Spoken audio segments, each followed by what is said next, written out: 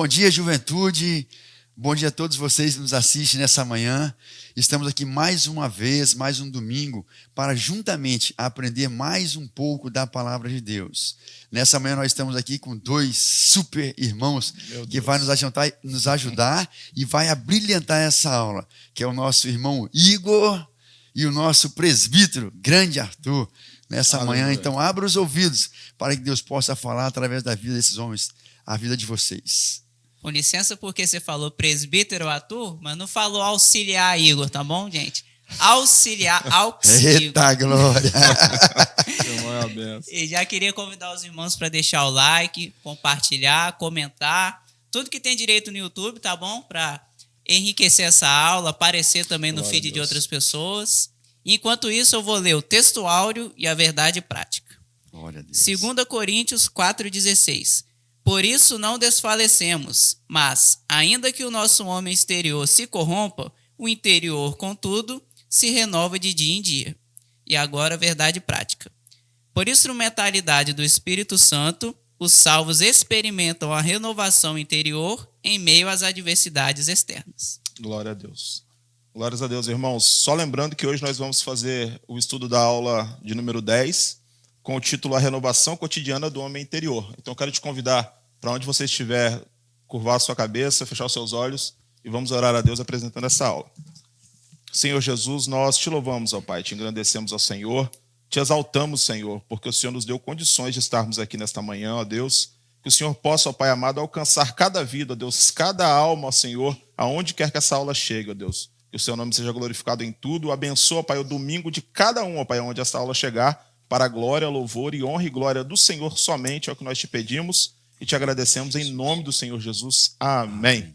Nesse momento nós vamos ver a leitura bíblica com um jovem abençoado. A paz do Senhor, juventude! Eu me chamo Victoria e hoje vou estar lendo para vocês a nossa leitura bíblica, que se encontra em 2 Coríntios 4, 11, 18.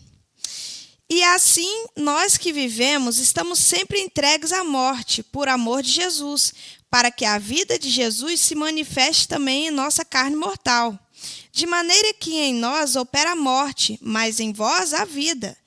E temos, portanto, o mesmo espírito de fé, como está escrito, cri, por isso falei. Nós cremos também, por isso também falamos, sabendo que o que ressuscitou o Senhor Jesus nos ressuscitará também por Jesus e nos apresentará convosco, porque tudo isso é por amor de vós, para que a graça, multiplicada por meio de muitos, torne abundante a ação de graças para a glória de Deus. Por isso, não desfalecemos, mas ainda que o nosso homem exterior se corrompa, o interior, contudo, se renova de dia em dia, porque a nossa leve e momentânea tribulação produz para nós um peso eterno de glória, muito excelente, não atendendo nós nas coisas que se veem, mas nas que se não veem, porque as que se veem são temporais e as que se não veem são eternas. Essa foi nossa leitura. Glória a Deus. Depois de ouvirmos essa leitura abençoada, agora vamos entrar na nossa introdução. A introdução dessa lição. Esse trimestre nós estamos estudando aqui, a Igreja de Cristo e o Império do Mal. Como viver neste mundo dominado pelo espírito da Babilônia. Como viver? Então, nessa manhã, nós vamos aprender sobre isso, juventude.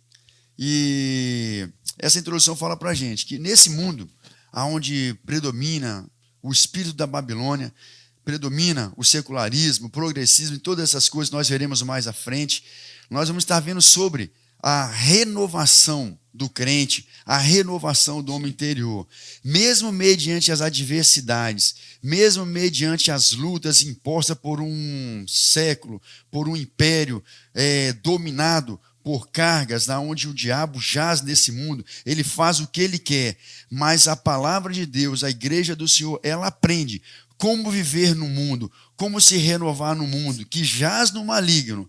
Nós temos a palavra de Deus e nós temos uma direção, um guia prático, que é a palavra de Deus. Ela é inerrante. E todos aqueles que perseveram e todos aqueles que estão alicerçados nessa palavra, com certeza passará em meio às adversidades, passará em meio às lutas, em meio às tribulações, mas o seu homem interior será renovado, porque essa palavra ela tem poder em renovar, em restaurar todos aqueles que dão crédito a essa palavra. Glórias a Deus. Nessa manhã estaremos entrando em nosso primeiro tópico, que fala aí o sofrimento exterior, a experiência do apóstolo Paulo. Como não trazer o apóstolo Paulo, né? Foi um homem que passou por lutas, passou por privações, e aqui a revista traz para a gente a experiência do apóstolo Paulo, e fala aqui para a gente: Paulo foi um homem que passou por várias adversidades, a ponto de perder a esperança da própria vida. Está lá em 2 Coríntios 8, 2 Coríntios 11, 23, 27, diz que ele sofreu açoites, sofreu prisões, apedrejamento, perseguições, fadiga, fome, sede, frio e nudez. Em certa feita, ele fala lá em 2 Coríntios 11, 23, ele fala, são ministros de Cristo? Ele fala até como fora de mim, ele fala, eu ainda mais, em trabalhos, muito mais em açoites, muito mais em prisões, em perigo de mortes. Muitas vezes ele foi afrontado, foi aprisionado e teve esses perigos de mortes. Igor, Arthur, mas ele não perdeu a sua solidez da vida espiritual, porque ele sabia aonde ele estava alicerçado. Por mais que vinham as adversidades, as lutas, ele sabia em que ele cria o nosso Senhor Jesus Cristo, que o renovava a cada dia e cada manhã. Então, ele foi um exemplo de perseverança e de solidez espiritual. E interessante que tem gente que fica, mas eu não sou Paulo, eu não sou presbítero, não sou auxiliar, não sou pastor Jair. mas gente, ninguém está imune a qualquer situação dessa. Na verdade, não é a questão do título que vai fazer você imune ou mais alvo. Não. Todos nós somos pessoas que passamos de condenado ao inferno para habitante do céu. E isso não é pouca coisa. Isso é um processo bem complicado. Lembrando que, como a gente, né, uma igreja arminiana, claro que a gente não pode garantir que isso foi só de uma vez, né? Todo um processo. Exatamente. E nesse processo vai ter tempo de sorrir, de chorar, tempo de derrubar, de edificar, tempo de viver e de morrer. E não é nem o diabo que fala isso, ou eu não, é a própria palavra de Deus. Então, se você está se escondendo, não vou participar do evangelismo para eu não ser alvo, não, você está inserido nessa batalha e vai passar por tudo isso, independente do seu título. Independente de estar preparado ou não, essa batalha interior do homem é uma batalha que todos nós teremos que passar. Por isso que essa lição ela traz assim, um assunto muito, muito, muito interessante. Porque independente do que possa acontecer, deve haver essa renovação contínua, seguindo o exemplo do apóstolo Paulo. Talvez o apóstolo Paulo seja o maior exemplo disso depois do Senhor Jesus Cristo, porque ele passou de perseguidor a perseguido, e tudo que podia ser experimentado de aflição na época, ele passou e ele prevaleceu. Então, assim, né? A nossa intenção de prevalecer também. E 2 Timóteo 3,12 fala, e também, 2 Timóteo 3,12, e também todos os que piamente querem viver em Cristo Jesus padecerão perseguições, irmãos. Se você não está passando nesse momento, vai passar, irmãos, porque é um processo, como o Igor falou, não é um ato, é um processo, onde você precisa ser purificado, onde você precisa ser tratado, para que Deus possa atuar através de você. Então, para que você possa atuar através de você, é preciso que Ele trabalhe em você. É um processo. Se você não está no palco, vai chegar a sua hora de estar no palco. Isso é ruim, não, irmão, porque as adversidades são comuns para aqueles que querem seguir piamente a Jesus. Se você não tem enfrentado a adversidade, nos dias que nós estamos passando, se você não tem seguido afrontas, né? Igual Paulo fala, açoites, prisões, ele foi a experiência dele. Se você não tem tido experiências como essa, irmão, é porque você não tem vivido um evangelho puro e genuíno. Você não tem agradado ao Senhor. Você tem mais seguido ao mundo do que a Cristo, porque todos aqueles que querem seguir a Cristo piamente padecerão perseguições. Já entendi agora. Já entendi agora. Então, meus irmãos, vamos servir a Jesus em espírito e em verdade. Glórias a Deus. E assim, nós temos a experiência do apóstolo Paulo, que ele passou por lutas, provações, adversidades, mas não perdeu a sua solidez espiritual. E agora tem o exemplo de Paulo. O exemplo de Paulo, que mesmo diante do sofrimento, ele não retrocede e não nega a sua fé. Ele reconhece que nas suas fraquezas, as suas fraquezas são instrumento do poder divino e que a sua vida está a serviço do Mestre para a salvação das almas. Paulo, ele teve um espinho na sua carne, é o exemplo dele, o espinho na carne. Ele fala, 3 vezes ele orou ao Senhor, mas o Senhor falou, a minha graça te basta, Paulo, porque o meu poder se aperfeiçoa na fraqueza. E ele orou ao Senhor, era um homem que ele fala, sede meus imitadores, como eu sou de Cristo. Ele tinha essa convicção de servir ao Senhor em espírito e em verdade, de renunciar a todo o velho homem e seguir a Cristo. Mas 3 vezes ele orou ao Senhor, o Senhor falou, a minha graça te basta, porque o meu poder se aperfeiçoa na fraqueza. Mas ele orou ao Senhor. Quantos de nós passamos por perseguições, por lutas, por afrontas e não oramos ao Senhor, não buscamos ao Senhor, falamos das nossas necessidades, das nossas dificuldades para todas as pessoas da igreja, mas não se achegamos em nosso quarto, não se achegamos ao Senhor em jejum e oração. Paulo não, ele ouviu o Senhor falar, a minha graça te basta, mas ele orou. 3 vezes ele orou ao Senhor, o Senhor falou, a minha graça te basta, Paulo, porque o meu poder se aperfeiçoa na fraqueza. Interessante que Paulo não correu do que Deus tinha para ele. Por exemplo, a gente tem o profeta Jonas no Velho Testamento que Deus falou, vai lá para Nínive. Ele falou, não, vou para outro canto. Qual foi o resultado? Foi parar na barriga de um peixe grande. Imagino eu, porque já vi muito filme, que seja uma coisa escura, ácida, porque o sistema digestivo, e fedorento. Então olha só como é que nem vale a pena a gente tentar correr dessa situação. A gente vai passar, mas se correr, é pior. A gente não vai ter um alento de Deus na situação. Agora, Paulo fez o contrário. Ele correu em direção à perseguição. Certa vez chegou um profeta para ele, agora não estou lembrado o nome, mas que falou, se você for para Jerusalém, você vai ser preso, não sei o que lá, sei o que lá, sei o que lá. Ele virou o profeta assim, partiu. Ágabo, ele foi. Ele Ágabo. foi para lá. Como? Ágabo. Ágabo. Com B ou com P? A-G-A-B-O. Ágabo. Ágabo. Aí, ó, crente aqui. Mas então, Paulo correu em direção à situação. Olha só que exemplo que ele é pra gente. E às vezes a gente quer ficar, não, ser crente, pelo amor de Deus. Tristeza. Eu, por exemplo, eu sou convertido há 18 anos. Eu me lembro, na época da minha conversão, eu via histórias dos crentes mais antigos, como o pastor Jairo e outros, pastor Gideão, aqueles homens mais antigos, que diziam que antigamente o cristão, quando ele andava na rua, algumas pessoas tacavam pedra nas igrejas, cuspia, xingava, ofendia. E quando eu me converti, eu achei estranho, porque a maior perseguição que um crente poderia ter seria perder suas amizades. Quando eu me converti, todos aqueles que andavam ao meu redor começaram a me abandonar. Eles se afastaram automaticamente, eu não precisei nem recriminar, não, eles se afastaram.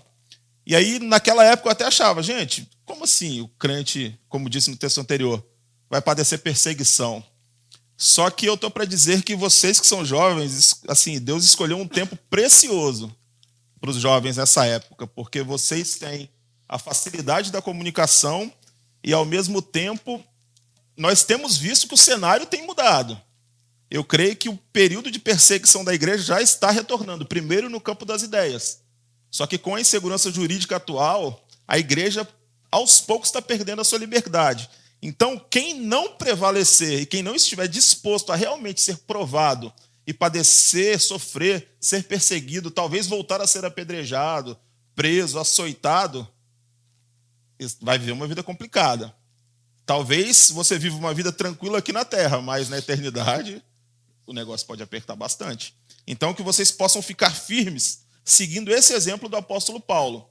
Ainda que o homem exterior se corrompa, se deteriore, seja açoitado, apedrejado, lançado no fogo, o que quer que seja, o interior, contudo, se renova de dia em dia. Glória a Deus, Então, o legado de Paulo para nós é o de perseverança, pois a palavra de Deus diz que no mundo tereis aflições, mas tem de bom ânimo, porque eu venci o mundo. Irmãos, nós temos que ter esperança, como aquele piedoso falou: Senhor, grava a eternidade em minha memória, na minha mente. Nós precisamos desejar o céu, irmãos. Se nós desejarmos o céu, nós vamos passar por lutas, por adversidades, mas o que nos espera é coisa maravilhosa, irmão, que é o céu de glória, os desfrutar das belezas, o Senhor tem preparado para nós, e nós vamos passar adversidade mesmo, mas nós devemos perseverar, seguir esse legado de perseverança que o apóstolo Paulo deixou. Nós temos aí o nosso tópico 3, que fala a esperança do crente. A esperança do crente. Aonde está a esperança do crente? Sempre vai estar em Jesus, a nossa esperança. Sempre vai estar no auxílio da palavra de Deus. Sempre vai estar no auxílio viver em Cristo e passar por adversidades. Isso passaram todos os cristãos, passaram por nós. Hebreus 11 está recheado da galeria da fé, dos heróis da fé, que passaram por lutas, mas eles continuaram e perseveraram. Veja o que está em 2 Coríntios 4:8. Em tudo nós somos atribulados, mas não angustiados. Então a esperança do crente, mesmo nós passamos por adversidades, passamos por lutas, mas a Bíblia não deixa você sozinho. Ela fala: em tudo você será atribulado, mas não angustiado. Mesmo mediante das pressões, o crente não é esmagado. Nós temos um escape, irmão. Então, mesmo atribulado, você não é angustiado. A angústia, irmão, ela produz em você agonia intensa, produz depressão intensa. O crente não passa por isso, ele é atribulado, mas ele tem o Espírito Santo, o Consolador, que te ajuda a passar. Ele não deixa você entrar em agonia intensa, não deixa passar em depressão intensa, agonia intensa, porque você tem o Espírito Santo de Deus, o nosso Consolador. Glórias a Deus. Ele continua, 2 Coríntios 4:8. Perplexo, mas não desanimados. Porque mesmo confuso, o crente não se desespera. Mesmo com um diagnóstico terminal, irmão, ele sabe: não, a minha esperança está em Jesus Cristo. Ele sabe, mesmo com um diagnóstico terminal, o Jeová Rafá, o Deus que sara, ele pode curar. Nessa manhã, você que nos ouve, você pode estar com um diagnóstico terminal, que à luz dos olhos, à luz da medicina, não tem mais esperança. Mas quem diz que o Senhor deu a palavra final? É Ele que dá a palavra final. Não é o médico, não é a medicina, apesar que eles são usados de Deus também para curar, mas a palavra final vem do nosso Senhor Jesus Cristo. Quantas pessoas em cima do leito de hospital, no diagnóstico final da medicina, o Senhor vai lá e surpreende a todos. Não, a palavra é minha, você está curado, levanta-te e anda. É assim que o Senhor faz, irmão. O crente tem essa certeza. Perplexos, mas não desanimados. O Coríntios continua falando: perseguidos, mas não desamparados. Mesmo ameaçado, o crente não é abandonado. Isaías diz: ainda que uma mãe abandone o seu filho, todavia o Senhor não vai te abandonar, irmãos. O Senhor, perseguidos, mas não desamparados. Nós temos uma família, nós temos uma igreja, um corpo para se abrigar, para caminhar. Ele fala ainda: abatidos, mas não destruído. Mesmo caído, você não fica prostrado. Irmão, o cair é do homem, mas o levantar é de Deus. O que mata o homem, irmão, não é cair dentro de uma piscina, é ficar debaixo da piscina, irmão. É você se levantar. Tem um filme que fala isso, né? O que mata não é você cair dentro de um rio, é você permanecer debaixo do rio. Então, irmão, se levantou, se levanta, irmão. Caiu, peça perdão e continue, porque a nossa guerra é em chegar no céu. A nossa guerra é ir para o céu. Então, as adversidades virão, mas nós devemos perseverar. Nós devemos continuar, irmão. Deus deixou os meios da graça: jejuar, orar e buscar, bater, até que ele venha, até a porta se abra, irmão. Não é um ato, é um processo doloroso, mas o céu é para os fortes, é para os resistentes, aqueles que querem. Há uma eternidade, irmão. Isso aqui, essa matéria, é algum, né, Igor? Você ainda tem um jovem aqui, ó. Cheio de vida. Cheio de vida. Eu já sou o mais velho. Depois vem o Arthur. Isso aqui, irmão, logo, essa matéria vai desfalecer, mas há uma eternidade. Com Cristo ou sem Cristo? Com vida, você decide: eu quero caminhar com Cristo. Porque quando a morte chegar, não adianta acender mais vela, não adianta pagar. Não, é agora com vida que você decide: eu quero o céu. Então brigue pelo céu. Caso contrário, há um inferno, irmão, aonde o fogo não se apaga e o sofrimento é pelos séculos dos séculos. Ainda em juventude, decida como o Igor decidiu. Tão jovem, mas decidiu seguir a Cristo. Não é isso, Igor? Pois é, você vê. Tem um ser que é onipotente, que é onisciente, onipresente, é eterno, amoroso, justo, não sei o que lá, sábio, enfim, tudo isso quer cuidar da minha vida. Para que eu vou perder tempo com qualquer outra coisa? Para que eu vou perder tempo confiando em mim mesmo? Pelo amor de Deus, né, gente? Não tem nem lógica uma questão dessa. É questão de a gente confiar em Deus. Isso é verdade. Inclusive, se nós formos para a palavra, toda vez que Jesus chama os discípulos de homens de pequena fé, pelo menos no meu entendimento, se refere ao fato deles esquecerem ou não se lembrarem nos momentos de tribulação, de dificuldade, do que Jesus já tinha feito. Por isso eu até oriento alguns jovens que é interessante você fazer anotações do que Deus tem feito na sua vida. Porque muitas vezes nós recebemos um milagre de Deus e nós esquecemos o milagre. Aí quando a gente se encontra diante daquela mesma barreira que Deus começou a fazer lá no passado, começou a derrubar lá no passado, você se amedronta, você cede às pressões do mundo, quando deveria confiar na provisão de Deus. A esperança do crente é que existe um Jesus que ressuscitou e que vai nos ressuscitar também para vivermos com Ele. Então, no decorrer do percurso, Jesus está nos amparando. Então, não há muralha, não há barreira, não há dificuldade, não há tentação que não possa ser vencido por um crente que está estabelecido nele. Aleluia. Então, nós devemos aprender a tomar nota do que Deus já fez, para quando aparecer a tribulação novamente, você estar embasado e alicerçado na fé por meio dessa esperança. Glória a Deus. Estão sentindo a presença do Senhor, juventude? Você que nos assiste nessa manhã, eu estou sentindo aqui, irmão, a vontade de glorificar, ficar de pé aqui, irmão, porque é real, sapatear. Irmão. É a briga do crente todos os dias, irmãos. Não é todos os dias. Todo dia. É morar no céu, irmão. Vencer as adversidades. Ainda que o externo se corrompa, mas o interior, dia após dia, se renova diante do Senhor. Glórias a Deus. Então vamos já para o tópico de número 2, que tem por título a renovação interior. O irmão falou a primeira parte, citando os exemplos de Paulo, e o tópico da renovação interior diz o seguinte: fortalecimento diário. A Bíblia enfatiza que o Espírito Santo é o agente que habilita o cristão a manter-se firme na adversidade. Glória a Deus. E esse poder do Espírito atua no homem interior e capacita o crente a perseverar e a viver afastado do pecado. Torna a dizer, irmãos, não confundam a renovação interior com a falácia do mundo que diz que Deus só quer saber do seu coração. Não. Quando ele fala sobre, ainda que o nosso homem exterior se corrompa, o interior, contudo, se renova de dia em dia, é que ainda que você sofra na carne, a sua esperança está dentro de você. Ninguém pode tirar essa esperança.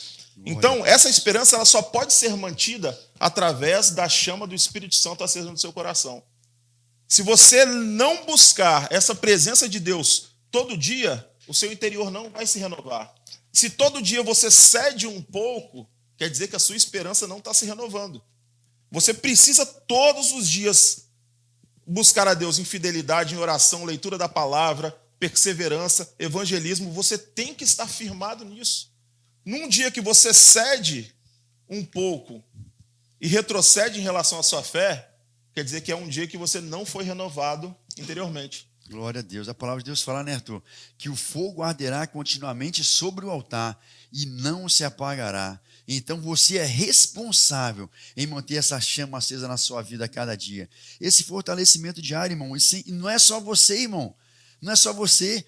A palavra de Deus fala em João 14,16: eu rogarei ao Pai, e Ele vos dará um outro Consolador, para que fique convosco para sempre. A palavra de Deus fala: e eu estarei convosco todos os dias. Nós não estamos só, irmão. Esse fortalecimento espiritual não é o Espírito Santo que se encarrega de nos dar, de nos levar, de conduzir. É Ele que, quando nós não temos condição, Ele nos carrega no braço. Ele fala: eu estarei convosco todos os dias, e eu vos darei um Consolador. E é Ele que intercede por nós, geme por nós, e está apto todos os dias a estar conosco, a fazendo que você mantenha, lembrando você, ó, Igor, Arthur, Reginaldo, acenda o fogo, jejue, ora, clame a mim mais um pouquinho, porque eu quero fazer sinais através de vocês.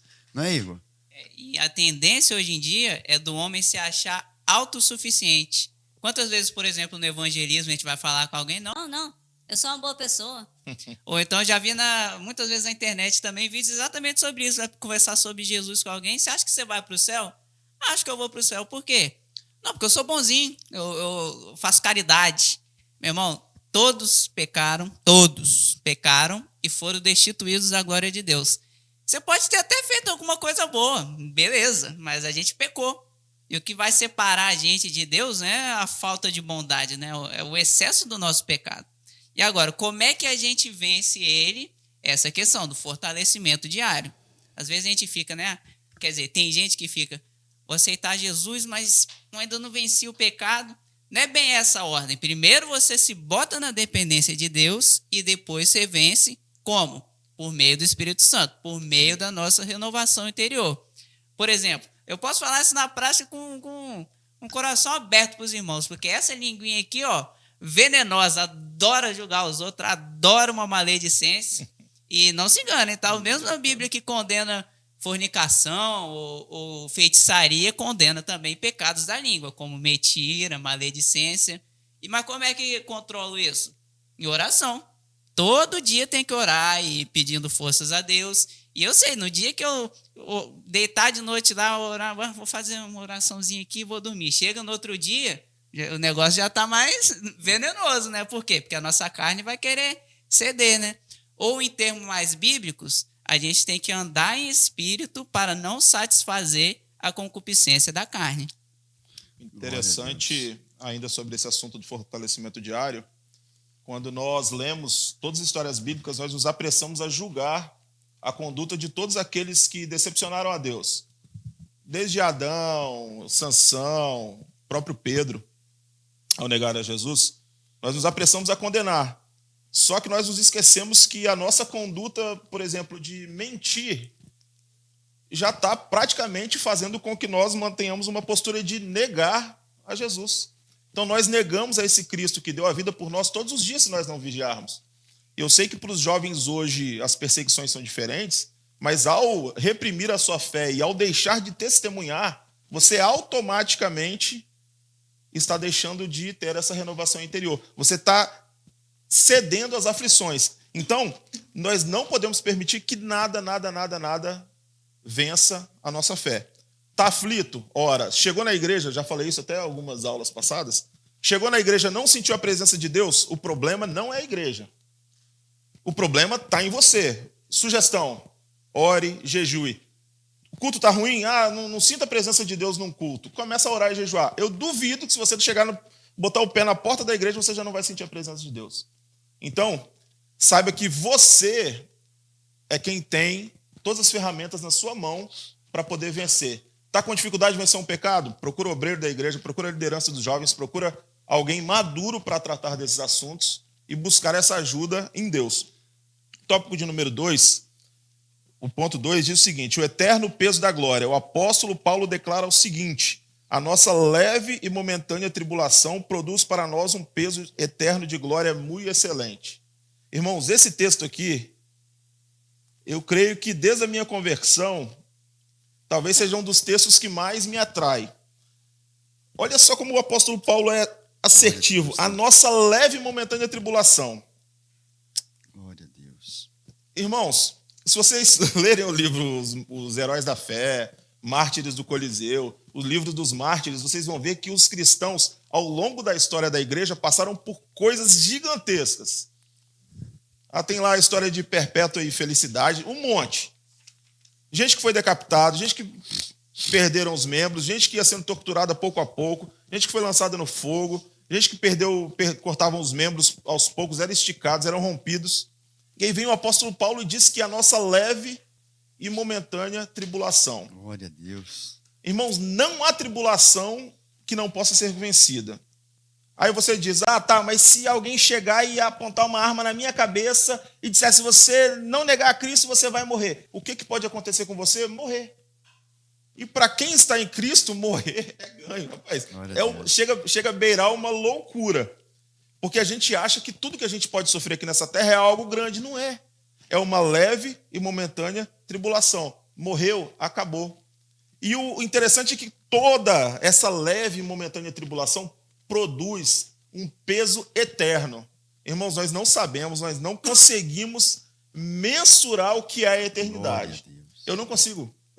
Não dá. Esses dias eu estava fazendo um cálculo básico, que eu estou com 40, vou fazer 41 anos agora.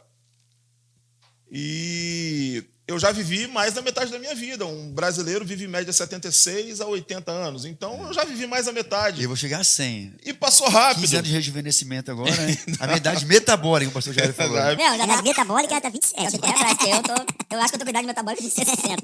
Mas o que acontece? Já vivi metade dos meus anos. E aí eu estava refletindo e falei, nossa, passou rápido. Eu não vi passando.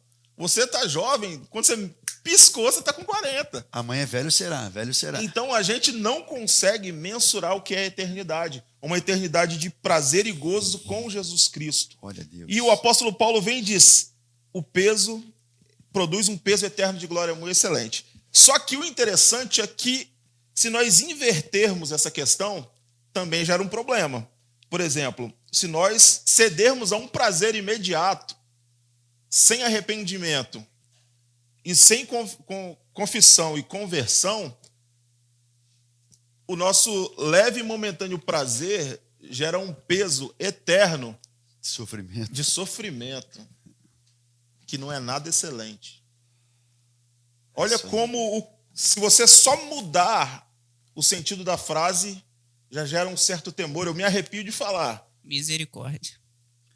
Porque nós que provamos do Espírito Santo de Deus e provamos das benesses de Jesus Cristo, se nós vivermos e cedermos a essas tentações e não tivermos essa renovação interior, nós seremos uma eternidade, não é nem para nos arrepender, que não vai ter direito a arrependimento.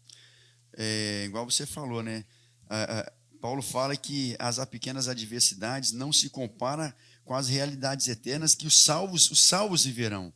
Mas, em contrapartida, o Arthur falou que aquelas pessoas que vivem uma vida relapsa, né, no pecado, terão um peso de sofrimento, irmão, porque o inferno é real. Assim como o céu é real, o diabo é real. Ainda que há várias denominações e seitas que não pregam mais sobre o inferno e o diabo, é real. E o inferno não é um local onde o diabo vai reinar. O inferno é um local preparado para o diabo e aquelas pessoas que vivem no pecado.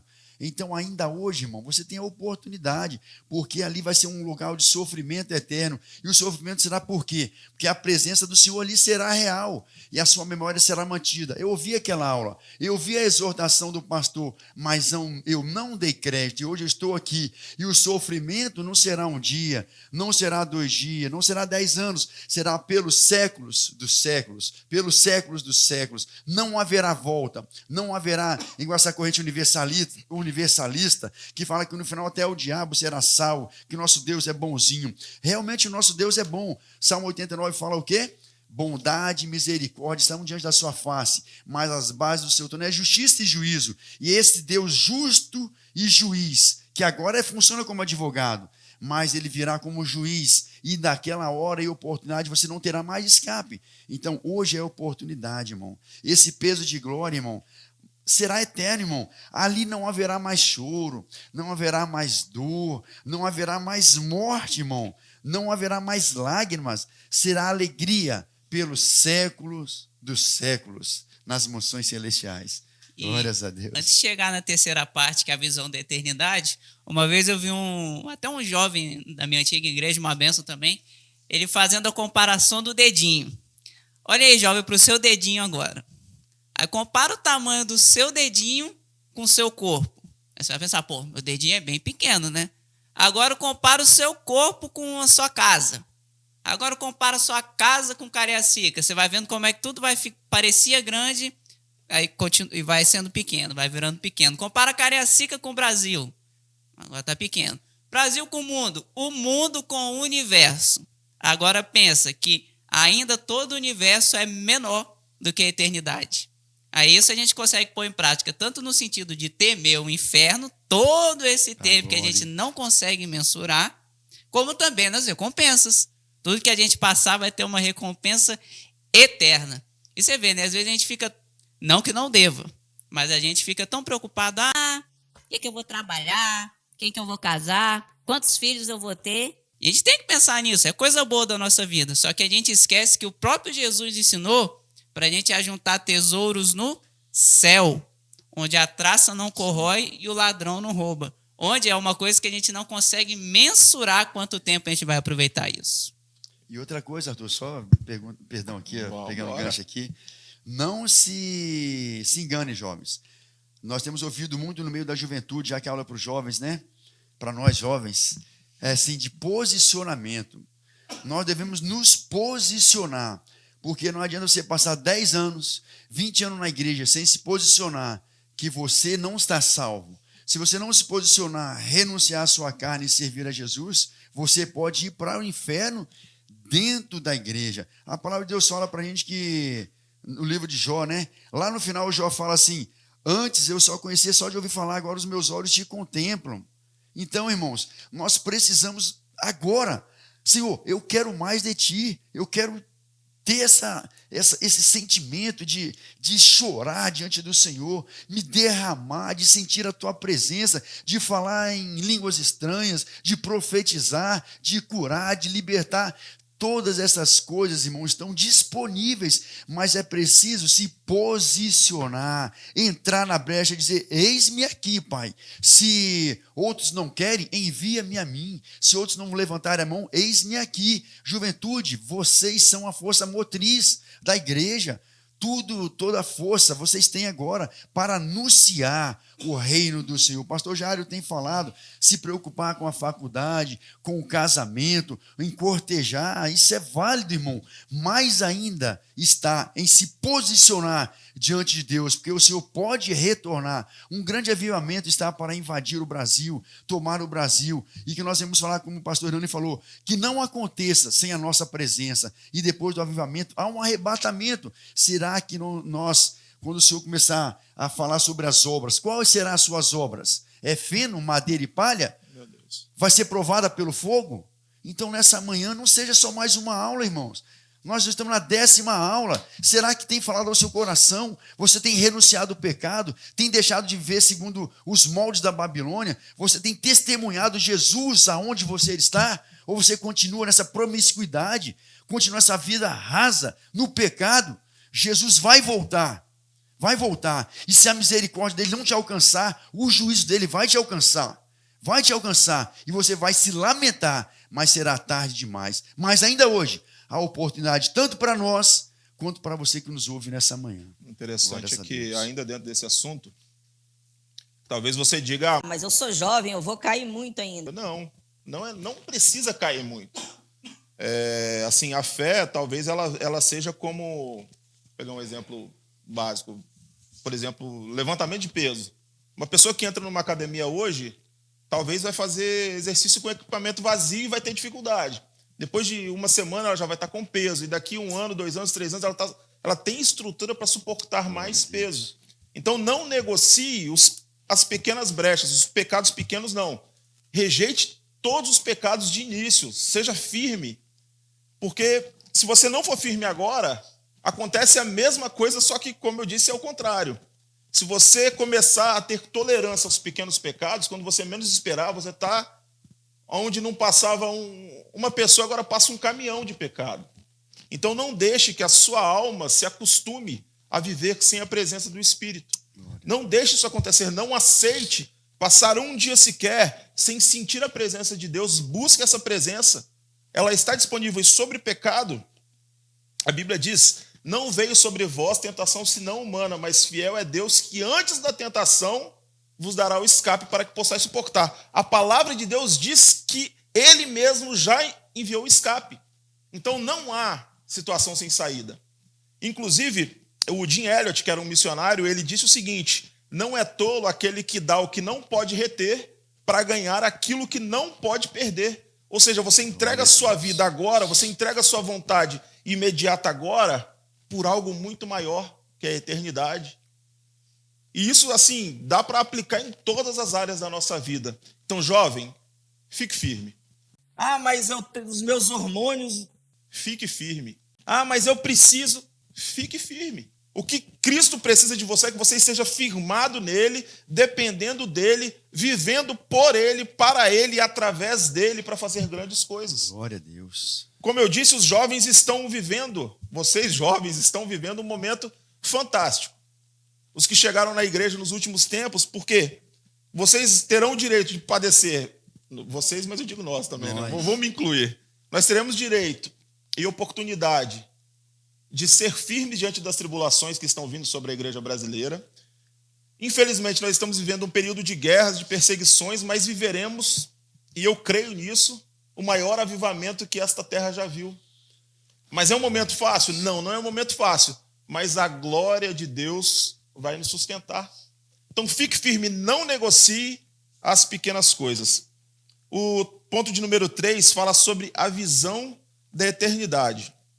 E diz assim: fortalecido em Deus, tendo plena consciência da vida vindoura, o cristão é exortado a não focar nas coisas que se veem, mas nas que se não veem, porque as que se veem são temporais e as que se não veem são eternas. O apóstolo Paulo, ele contrasta Glória a Deus. o que é imediato com o que é vindouro. Eu sei que, infelizmente, a característica básica dessa geração é que ela é uma geração ansiosa e imediatista. Por exemplo, a maioria dos jovens vive dominado por isso aqui. O que é isso? Isso aqui é um mecanismo para acelerar as coisas. Assim, nós vivemos numa época em que para alimento você tem micro-ondas, para informação você tem celular, para falar com qualquer um hoje você liga e a pessoa já atende ou você manda uma mensagem. Não há desculpas. Só que mesmo com todo esse benefício, que aparentemente é um benefício, isso gera o quê? Ansiedade.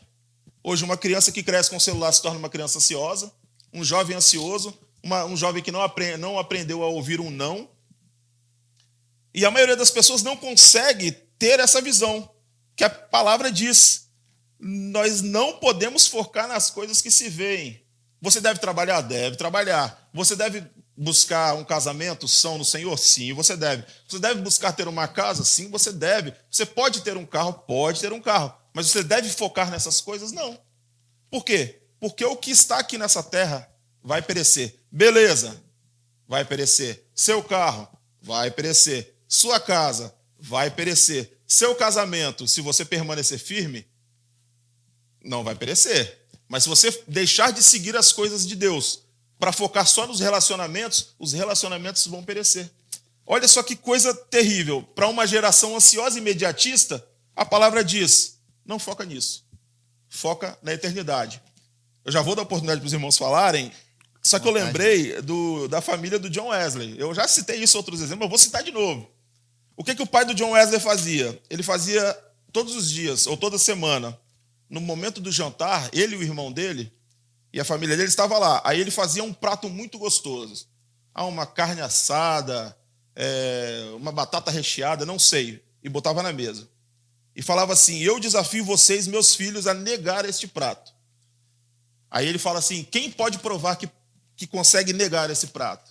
E o que ele fazia? Ele ensinava os seus filhos a negar aquele prazer imediato, um prato gostoso, e dizia o seguinte: quem tiver condições de negar vai ganhar um benefício no futuro. Daqui a uma semana vocês vão ganhar alguma coisa que vai ser melhor do que isso. Então ele ensinava para os filhos, ainda crianças, que se eles negassem, rejeitassem aquele prato saboroso, eles ganhariam algo que eles queriam muito. E assim ele ensinava sobre a eternidade. Hoje, talvez, se você tiver de jejum, por exemplo, e tem uma barra de chocolate, você não consegue resistir. Quantas pessoas acham que eu vou tentar jejuar os 7 dias? No segundo dia está morrendo.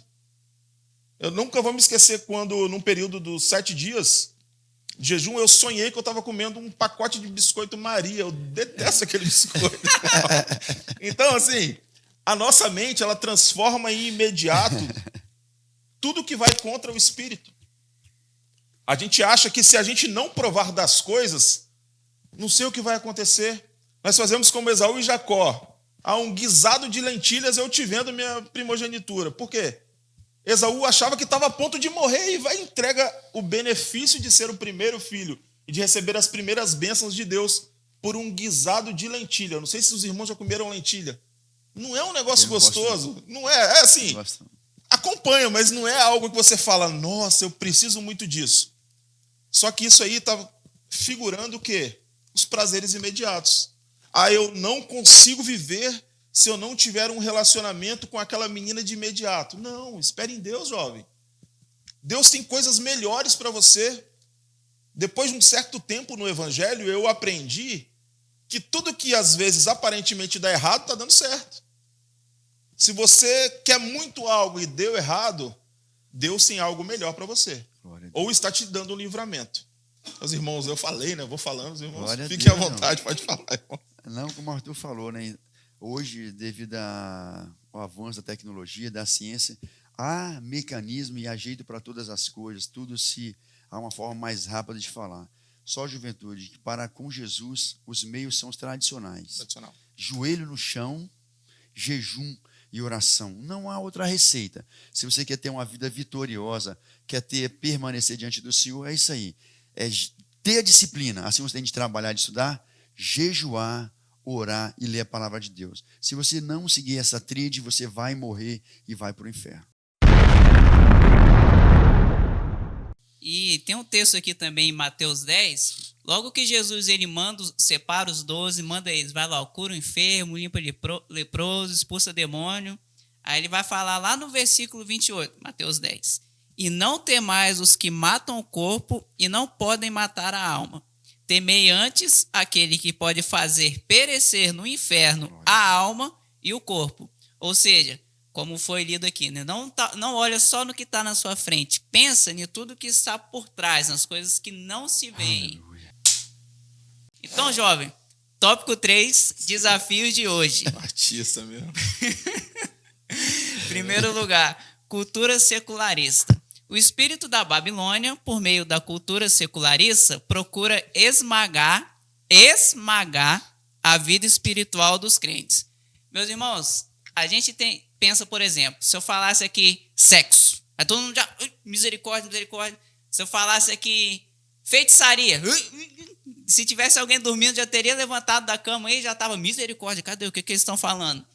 Por quê? Porque a gente foca nas raposas. Só que a gente tem que se lembrar também das raposinhas. E eu vou dar um exemplo bem prático que eu tenho aqui, ó, na minha mão. Celular. Ou uma tela. Você vê, né? Às vezes a gente fica, essa é coisa de velho falar de tecnologia. Não. Tio Igor falando. O bibliófilo.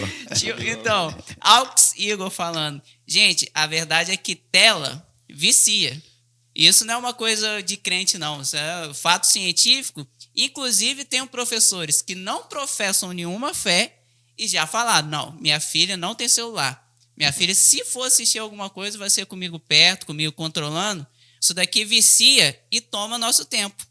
Ainda, jovem, que a gente pode não ser viciado e usa corretamente, sim. A gente vai usar o celular, né? Como se a gente não fosse usar. A gente tem que tomar cuidado com coisas que tomam nosso tempo. Ou raposinhas. A princípio é um pecado eu usar meu celular? Não é, quer dizer, dependendo do que eu estou usando, é claro. Mas se eu usar corretamente é o pecado? Não. O negócio é o tempo que eu vou gastando, e fico olhando para a tela que vicia, vou ficar olhando e deixo de passar com Deus. E isso, gente, está na nossa cultura. O diabo, ele plantou tudinho para a gente não passar tempo com Deus. E isso é um perigo. Na verdade, Deus fala pelo profeta Oséias. O meu povo perece por falta de conhecimento. Então, a gente tem que gastar tempo com Deus e está na nossa cultura tudo aquilo que impede a gente de fazer isso, não é não, gente? Pois é, o secularismo, como o Igor falou, né, é um sistema maligno que procura esmagar a vida espiritual do crente. É um sistema materialista, opressor, que nega as realidades espirituais, nega a existência de Deus, nega as verdades bíblicas e nega todos os valores provenientes da palavra de Deus.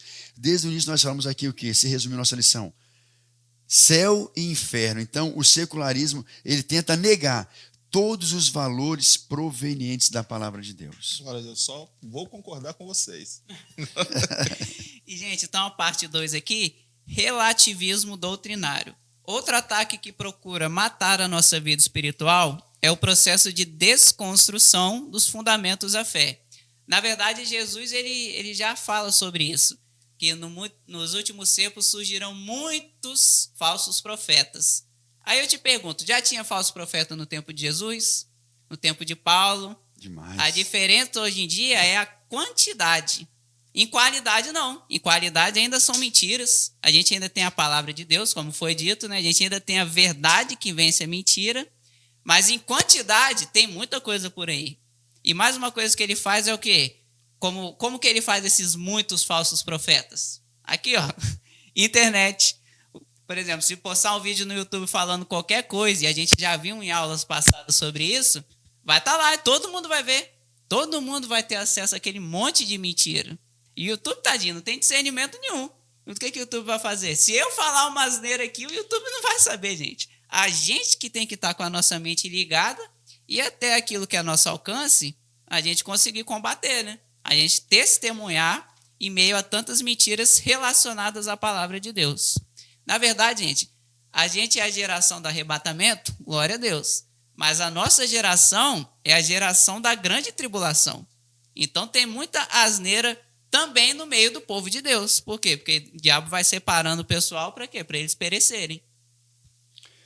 Então, como o Igor falou, né, o relativismo, ele procura, é um ataque para matar a nossa vida espiritual. É um processo de desconstrução dos fundamentos da fé. Ele relativiza as verdades bíblicas, as doutrinas bíblicas. E o intuito disso é enfraquecer o homem interior. Porque quando ele tira a verdade, ele enfraquece o teu homem interior. Não há como fazer uma releitura seletiva da Bíblia para agregar à igreja aqueles que não aceitam a sua doutrina. Né? Aqui está aqui na palavra de Deus, 2 Timóteo 4, fala assim, ó: conjuro-te, pois, diante de Deus e do Senhor Jesus Cristo, que há de julgar os vivos e os mortos na sua vinda e no seu reino, que pregues a palavra, enches em tempo e fora de tempo, corrijas, repreenda, exortes com toda a longanimidade e doutrina. Porque virá tempo que não suportarão a sã doutrina, mas tendo coceira, como chamam os ouvidos, amontoarão para si doutores conforme a sua idade, procurando aquilo que agrada ao homem e tolera os seus pecados. Tudo isso começou lá atrás, irmãos. Secularismo, relativismo, lá no século XIV, século XV, XVI, com lá em Renascença, lá com o renascentismo, aí vem aí o humanismo, o iluminismo, todas essas coisas vieram para desconstruir uma verdade, relativizar a verdade. Então aí com o renascentismo, eles tiram aí o teocentrismo, que é Deus do controle, e coloca o homem agora, o antropocentrismo, aonde eles não creem mais nada além da razão. Tudo é explicado racionalmente. E como você explica a Bíblia racionalmente? Não há como, irmão, explicar a Bíblia racionalmente, porque é por fé, é através de fé que nós chegaremos ao céu. Racionalmente não temos que explicar a pessoa ser curada, onde a medicina diz não, Deus cura. Por quê? É verdade, e não é uma sociedade líquida, não é absoluta, é certeza, é real. E nós não podemos relativizar que Jesus vai voltar, e aqueles que permanecerem fiéis e renunciar ao seu pecado, herdarão o céu. Não, você pode relativizar, porque você quer viver no pecado, quer viver uma vida promíscua, mas você vai relativizar aqui na terra. O céu só vai entrar uma verdade única e absoluta, que é a palavra de Deus. A grande questão do relativismo doutrinário é que é basicamente o que Balaão ensinou Balaque a fazer. Fazer com que o próprio cristão atraia sobre si o juízo de Deus. Porque ele relativiza tudo. O pecado é aceito e tolerado. E aí o cristão, ao entrar nesse relativismo, ele mesmo, achando que está caminhando por uma doutrina sã, ele vai, infelizmente, sofrer o juízo de Deus. E uma grande característica dessas doutrinas, por assim dizer, é que elas pegam parte da palavra de Deus. Pegam um ladozinho. E se pegar o mais leigo, ele vai ver, não, tá na Bíblia, gente. Olha lá, um versículozinho. O negócio é que elas não consideram a Bíblia como um todo. Pegam tudo que a palavra de Deus tem e junta. Então, por isso que a gente tem que passar a renovação diária, cotidiana do homem interior, para a gente saber manejar bem a palavra da verdade e falar, não, isso daqui não é de Deus, e tá lá discernindo, ajudando também alguns. E nessa questão de ajudando também alguns, tem o 3.3, batalha espiritual. Todo salvo trava uma batalha espiritual neste mundo. A Escritura diz que Satanás é o Deus deste século e que o mundo jaz no maligno. Meus irmãos, tem gente que foi rejeitada por Deus. Tem gente que já teve oportunidade, recusou e está lá entregue ao pecado. Mas tem gente que não necessariamente é má. Ela só é enganada pelo Deus deste século. E aí, o que que essas pessoas, como é que essas pessoas vão chegar a Deus? Porque Deus ama elas também, igual ama a gente, por meio da gente. Por isso que a gente precisa, né, estar atento a todas essas questões práticas e gastar tempo com Deus. Tem que estar ungido, né, gastando tempo com Deus, orando. Mas o mesmo Deus que unge a gente, mesmo Deus que dá unção, é o Deus que dá sabedoria. Então, pedindo e lendo e buscando em Deus para a gente, não, ó, meu querido, isso daqui dá para mudar um pouquinho isso daí, né, com todo jeito, porque a gente está falando da palavra de Deus e que Deus ama a pessoa. Chegar, ó, não, isso daqui é o diabo te enganando. Glórias a Deus. E a sua luta, jovem, você nos assiste nessa manhã, não é contra o seu marido, contra o seu filho, não é contra o seu vizinho, contra o motorista do trânsito. A palavra de Deus fala que a nossa luta não é contra carne e sangue, mas contra os principados e potestades. E todas as pessoas, todo crente, travará essa batalha. E o problema, não, como eu falei, não é essas pessoas, mas é o diabo que está por trás. Então, a única forma de nós vencermos, a palavra de Tiago fala, resistir ao diabo, ele fugirá de vós. E nós só resistimos ao diabo através, pedimos ao Senhor, a sua cobertura, o revestimento de toda a armadura de Deus, como está em Efésios 6:10, né, em diante, né? Revestir de toda a armadura espiritual, para que possais resistir nos dias maus. E assim nós venceremos ao diabo. Glórias a Deus. Em relação à batalha espiritual, que é o tópico, felizmente, os demônios eles só podem atuar aonde há desobediência. Então, a melhor maneira de prevalecer numa batalha espiritual é não desobedecendo. Para alguém que obedece continuamente, ele não está sendo influenciado por demônios, pelo mal. Porque cada desobediência, um pecado não confessado, gera uma embaixada do inimigo na sua vida. Então, quer prevalecer? Permaneça em obediência. Glórias a Deus, né? Nessa parte, nós também vamos falar sobre o ofertório.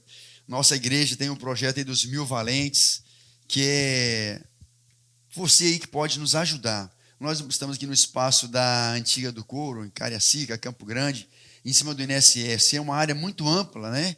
Onde atende a nossas crianças, nossos jovens, nossos adolescentes, todos aqueles que nos visitam, uma área ampla, e nós desejamos comprar. Então, nós precisamos de recursos. E esse 1000 valentes é uma campanha que foi lançada pela nossa igreja, onde você pode ser um contribuinte para ajudar na compra desse terreno. Você pode contribuir com a sua oferta, com o seu dízimo, a quantidade de Deus colocar no seu coração. Você pode ofertar através do Pix, PicPay, pelas ferramentas que aparecem no monitor, ou você trazer à noite e entregar ao tesoureiro da nossa igreja. Que Deus abençoe e deixa Deus tocar no seu coração. Amém. Vem me visitar hoje aqui.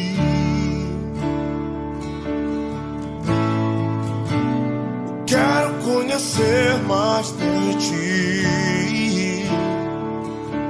Espírito vem, Espírito vem, Espírito Santo.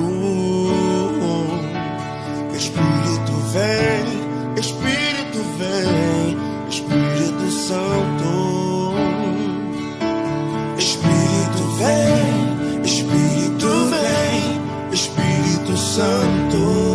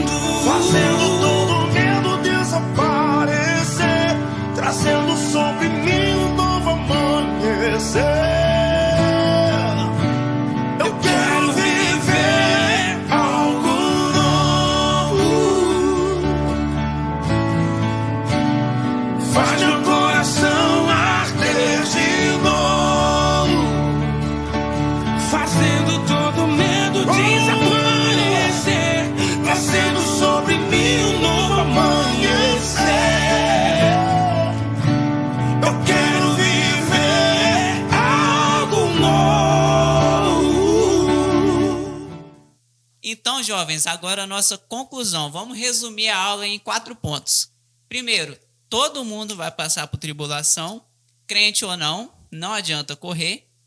Segundo, quem é crente vai ter uma força vinda de Deus, a gente vai ter uma esperança passando o nosso tempo diariamente com Deus. Terceiro, os sofrimentos do tempo presente não podem ser comparados com a glória, ou seja, em meio a essas tribulações a gente tem que pensar naquilo que é eterno. E quarto ponto, isso nunca foi tão real quanto no momento que nós vivemos, de tantos ataques à fé cristã e tudo aquilo que se chama Deus. Glória a Deus. Glória a Deus. Aleluia.